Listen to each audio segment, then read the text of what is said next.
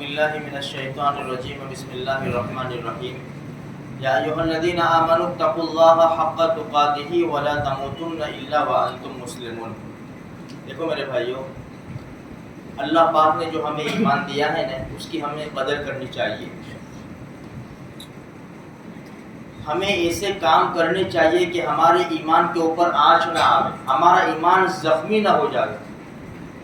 انسان جب نئی گاڑی لیتا ہے، اس کو سفر کرنا ہوتا ہے، پورے سفر میں اپنے گاڑی کو بچاتا ہے اور ایسی ڈرائیونگ کرتا ہے کہ ٹچ نہ ہو، اس لیے کہ جن حضرات کے پاس گاڑی ہے وہ جانتے ہیں کہ گاڑی کو ٹچ ہوتا ہے نا تو دل کے اوپر اثر ہوتا ہے، کیونکہ مال جتنی فکر ہمیں اپنی جان کی، اپنے مال کی، اپنی عزت کی ہے نا، ایمان کی ہمیں اتنی فکر نہیں۔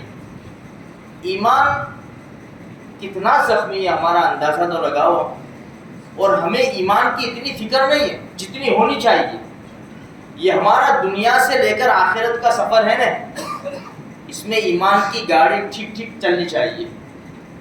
صحابہ کرام جن کو سرٹیفکیٹ مل گیا جنت کا دنیا کے اندر ہی، حضرت حنظلہ رضی اللہ تعالیٰ عنہ اللہ کے رسول صلی اللہ علیہ وسلم کی خدمت میں تشریف لاتے ہیں اور کیا کہتے ہیں؟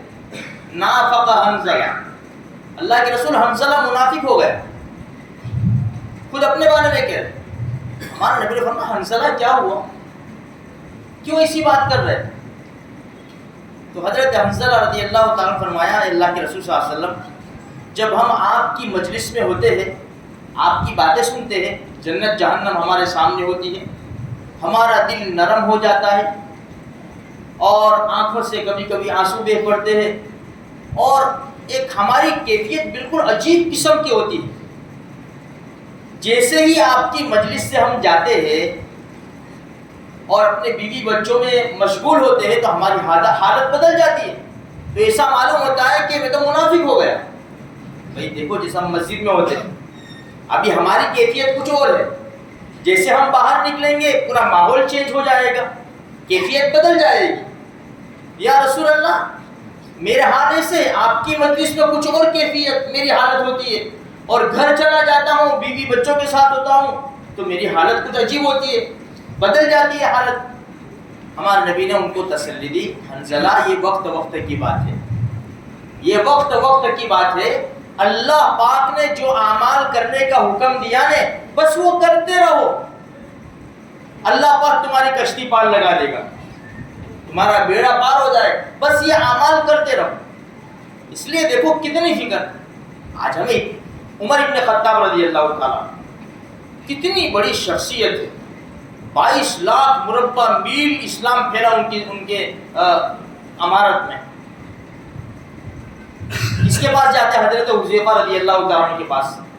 حضرت حذیفہ ہمارے نبی کے بھیدی ہے، ہمارے نبی راز کی باتیں ان کو بتاتے تھے، اور پورا لسٹ دیا تھا منافقوں کا کہ یہ منافق ہے۔ اس لیے صحابہ کرام کسی کا انتقال ہوتا ہے، صحابہ کرام دیکھتے حنظلہ کا حذیفہ جنازے میں ہے کہ نہیں، اگر حذیفہ رضی اللہ تعالیٰ جنازے میں ہے تو چلو مسلمان ہے، پڑھ لو نماز، اگر حذیفہ نہیں ہے تو اس کے ایمان میں ہو سکتا ہے شک ہو۔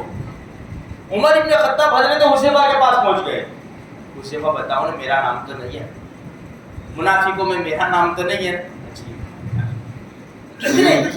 ہم کیا ہے، ہم کیا ہے، ہمارے اعمال کیسے ہے، ہمیں ہے فکر میرے بھائی، اپنی دکان کی، کاروبار کی، بیوی بچوں کی، ہمیں سب کی فکر ہے، سب کی۔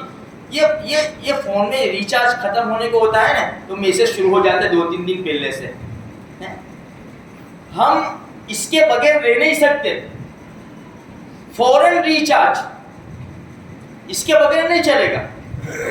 اللہ کی طرف سے میسج نہیں آتے میرے بھائیوں، کیسے چل جاتا ہے ہمیں۔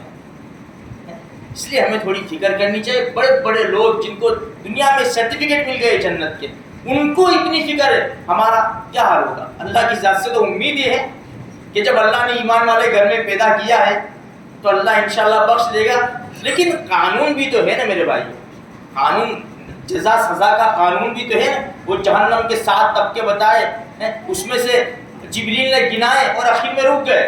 جبریل سب سے اونچے طبقے میں کون ہوگا؟